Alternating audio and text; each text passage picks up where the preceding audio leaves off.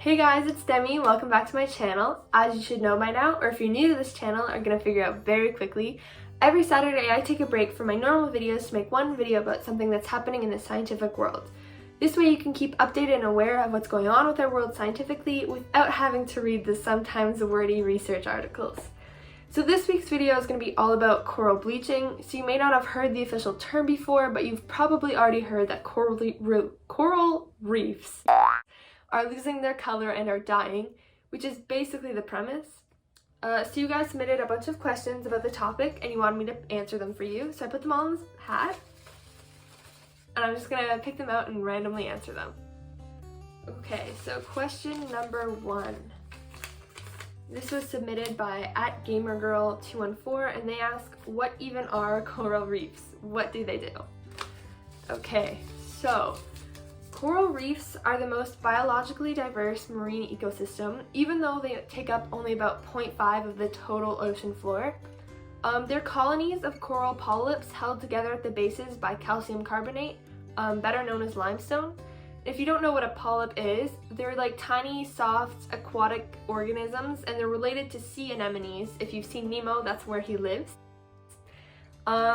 The coral reef is formed when a polyp attaches itself to a rock on the seafloor and then divides into thousands of clones, and that's coral. As for what they do, the limestone base helps them withstand forces of erosion, which actually helps us by protecting coastlines from erosion and from storms.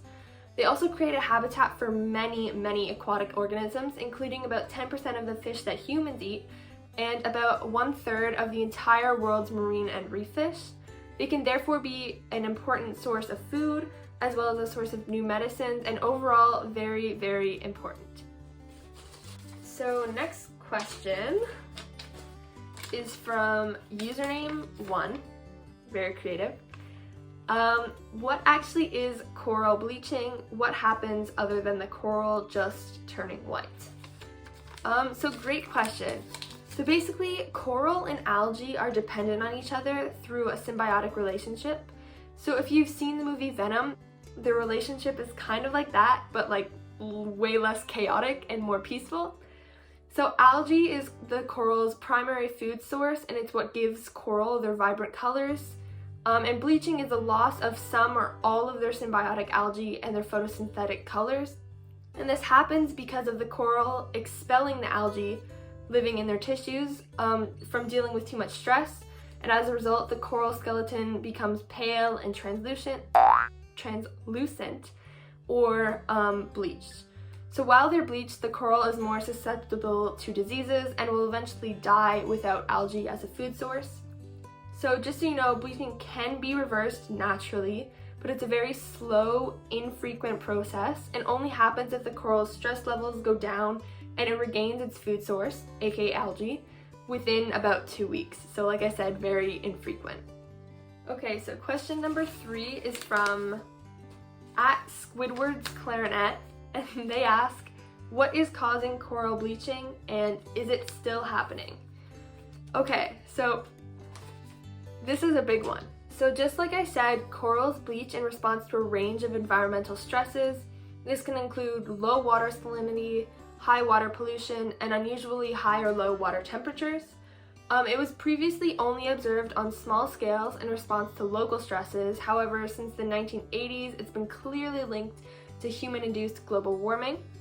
So global warming has increased the frequency and the extent of mass coral bleaching events since it's linked to climate change. The phenomenon of coral bleaching is unfortunately here to stay and is only getting worse. So in a 2018 study, the biggest global warming impacts on coral bleaching were revealed to be the rise of sea levels, which affects light penetration for coral photosynthesis, ocean acidification from the absorption of excess atmospheric carbon dioxide, which directly impacts coral and associated organism functions, and ocean temperature increase. Global warming aside, direct human activities can also cause coral bleaching, but they have less of a major impact.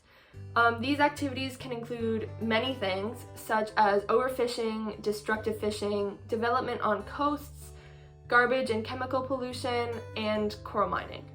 Okay, so from the next question, from @FishyWishyInThePond, what will happen if the coral reefs keep dying? So, simply put, nothing good.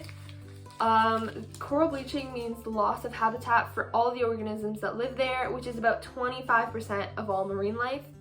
The reefs provide essential food, shelter, and spawning grounds needed for the survival of over 1 million different species.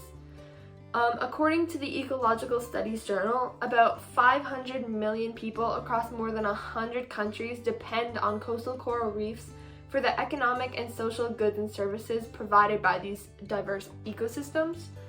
And so this dependency can include many things like fish to eat, jobs, coastal defense, and medicine.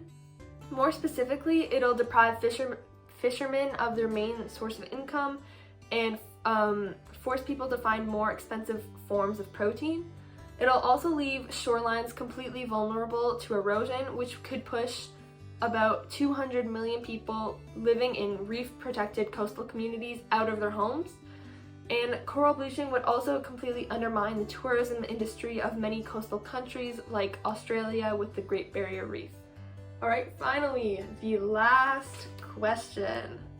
So this is from @PocoLoco, and they say, is there anything being put into motion to help stop coral bleaching, and is there anything that we can do to help?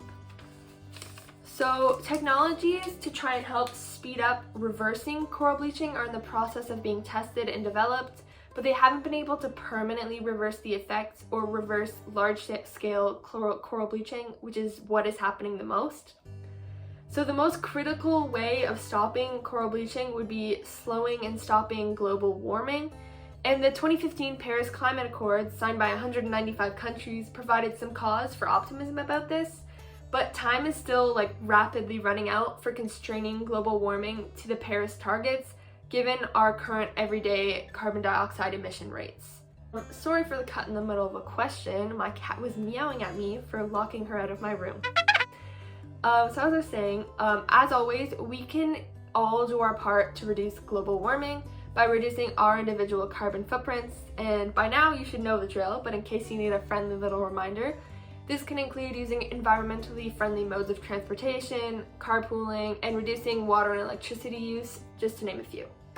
You can also minimize your direct impact of coral reef stress, and a major impact of this would be minimizing your fertilizer use. Fertilizer overuse can harm water quality as the nutrients from it are eventually washed into oceans, and this pollutes the water and stresses coral reefs and can cause even more bleaching. You can also make sure to recycle properly and dispose of garbage, because marine debris is also harmful and causes stress to reefs. And adding to that, if you live near a coastal community, participate in coastal cleanups to help get rid of this. Also, if you've ever been snorkeling near them or are going to snorkel near them, just don't touch them. Most importantly, you can spread the word. Share this video or educate others on what's happening so that even more people can be aware and take action on this problem. On that note, that's the end of this video since there are no more questions left. Thanks for tuning in. Don't forget to like, comment, and subscribe. If you're interested in reading the articles that I used to gather all this information, they will be linked in the description box and pinned in the comments down below. Also, let me know in the comments what my next scientific research video should be on. See you next time. Thanks.